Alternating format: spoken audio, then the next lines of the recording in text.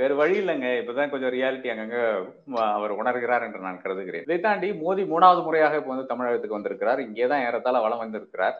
அது ஏன் என்ற இந்த கேள்வி நிச்சயமாக நாம் எழுப்ப வேண்டிய இடத்துல தான் இருக்கிறோம். என்றால் ஃபர்ஸ்ட் வந்து ஜனவரி 1ஆம் தேதி வந்து நான் வந்து புத்தாண்டு உங்களோட கொண்டாடுகிறேன் என்ற அந்த அளவில் வந்து பேசிட்டு போனார். இப்போ மறுபடியும் வந்து முழுக்க முழுக்க அரசியல் மீட்டிங்ல வந்திருக்காரு. அது கூட 2 அபிஷியல் மீட்டிங் வச்சிருந்தா செலவு வந்து அந்த இடத்துல போயிடும் அப்படின்ட்டு அந்த தூத்துக்குடி ப்ராஜெக்ட் ஆனாலும் சரி அந்த மாதிரி விஷயங்கள் ரெண்டு மூணு விஷயங்கள் செய்துட்டு செய்கிறார். அதே மாதிரி கேரளாலையும் டைம் ஸ்பெண்ட் பண்றாரு.